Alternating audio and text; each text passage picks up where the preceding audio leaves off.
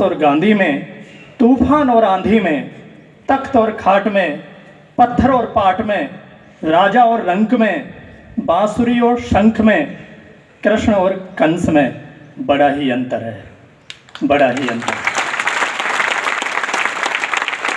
इन अंतरों में जब हम महत्व को खोजते हैं तब आपको पता लगेगा कि यार एक चीज़ में महत्व भी बनता है।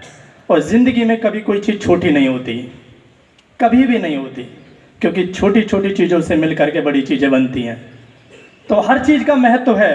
तो कुछ महत्व आपके सामने लेकर के आया कि जहाँ तक मैंने इतिहास पढ़ा अंग्रेजी का, वह कोशिश की, और जबकि हम तो जिस भारत में रहते हैं वहाँ पर मातृभाषा हमारी हिंदी है, पर जब भारत पूरा लागू, संविधान लागू हो गया भारत देश के अंदर, तब 1965 तक सिर्फ अंग्रेजी को जोड़ा गया था। उसके बाद अंग्रेजी के लिए स्पष्ट कहा गया था कि सिर्फ अंग्रेजी को हटा दिया जाएगा और सिर्फ हम हिंदी और संस्कृत, बाकी जो हम मातृभाषा के रूप में पढ़ाई जाएंगी उनको ऐड कर देंगे। पर ज़रूरत ऐसी पड़ी, सिर्फ 15 साल के लिए थी और अब हमारी एक अभिन्न हिस्सा बन गई है।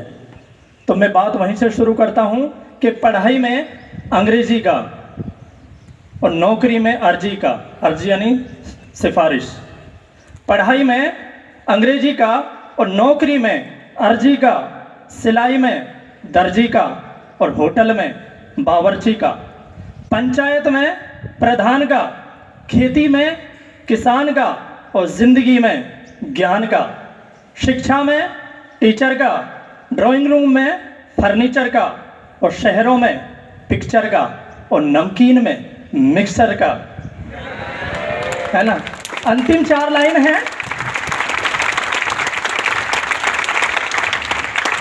मुझे आज अच्छा लगा कि आप अंतर और महत्व को समझ पा रहे हो। ताली कहाँ बजानी, कहाँ नहीं बजानी, बहुत इस चीज़ के लिए वाकई में आप में, क्योंकि कई बार होता है हम ताली वहाँ बजा लेते हैं जहाँ बजाने की होती नहीं है।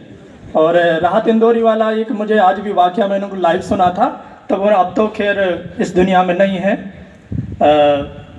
स्वर्गीय राहत इंदौरी साहब का एक शेर था कि जब कोई बात ऐसी कही जाए बिल्कुल समझ में ना आए, ये समझना कितनी बड़ी बात थी, क्योंकि छोड़ देना, जब समझ में नहीं आई तो छोड़ देना है। पर आज मैंने आपको देखा कि जिस चीज़ को आप समझे हैं वहाँ पर वाकई में आप जो दाद दे रहे हैं, जो तालियां दे रहे हैं, वो काबिल तारीफ है।